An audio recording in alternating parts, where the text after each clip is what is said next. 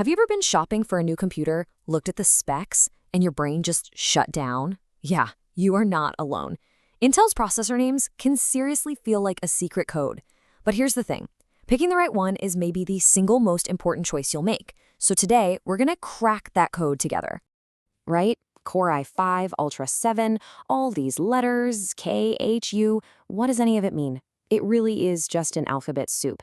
And it's not just confusing. If you make the wrong choice, you could end up spending hundreds of dollars on power you will never, ever use. Or even worse, you get a machine that just can't keep up with you from day one.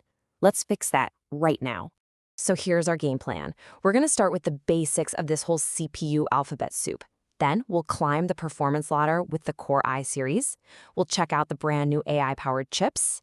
And then, this is the important part, we'll decipher those little letters at the end. Stick with me, and by the end of this, you'll know exactly which one is your perfect match. Okay, let's just call it what it is. These naming conventions can feel like they were designed to be confusing. But I promise you, underneath all that complexity, there's actually a pretty simple logical system at play. And that's our promise. We're going to take this whole complicated mess and make it crystal clear in just the next few minutes. You ready? Let's do it.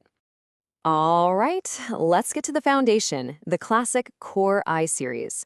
For more than a decade, this has been the standard.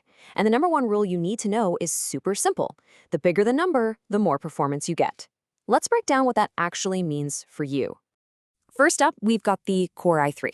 You should think of this one as the reliable workhorse. It's absolutely perfect for all the everyday stuff. Writing emails, browsing the web, streaming Netflix. If you're a student or you're just on a tight budget, an i3 gives you a really snappy experience and fantastic battery life without breaking the bank. Now we're moving up to the Core i5, and honestly, this is the sweet spot for a reason. It is by far the most popular processor out there because it just hits that perfect balance of price and performance. It can handle gaming, it's awesome for multitasking with a million tabs open, and it can even start doing some creative work like light video editing. For most people watching this is the one to get.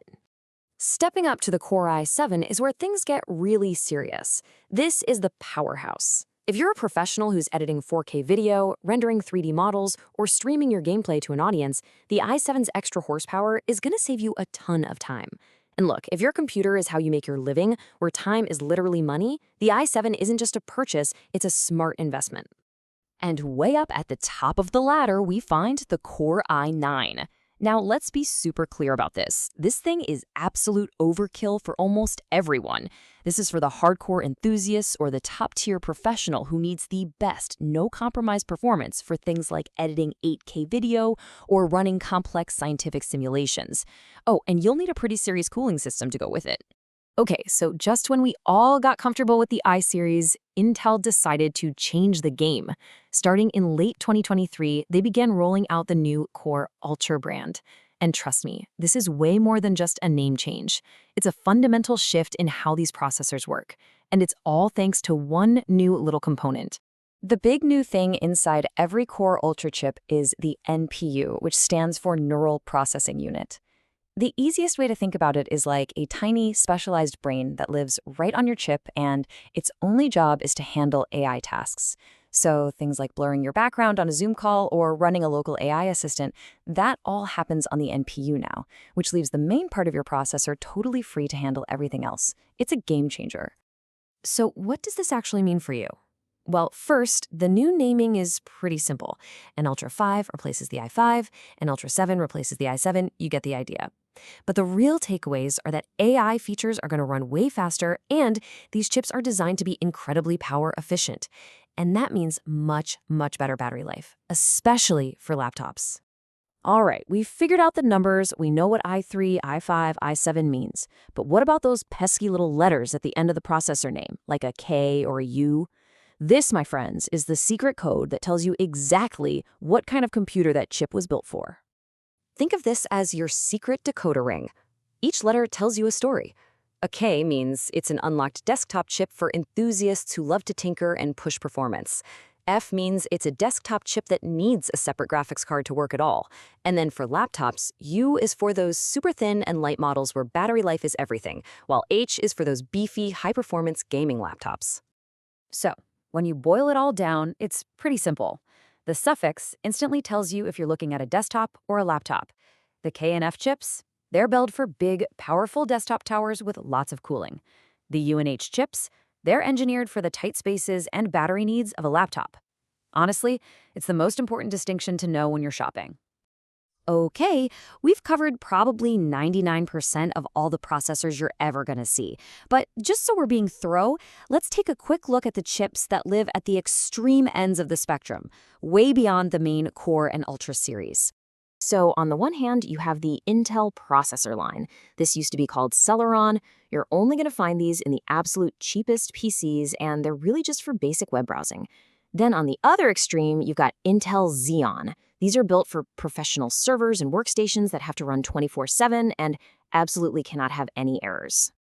And of course, we have to mention that Intel isn't the only player in the game. Their biggest competitor is AMD, and thankfully, AMD uses a very similar naming system.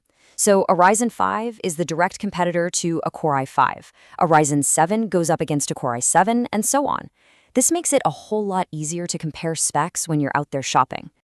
Wow, we have covered a lot of ground. We've decoded the numbers, we've cracked the code on the letters, and we've peeked into the new AI-powered future. So let's bring it all together and answer the one question that really matters. Which one should you actually buy?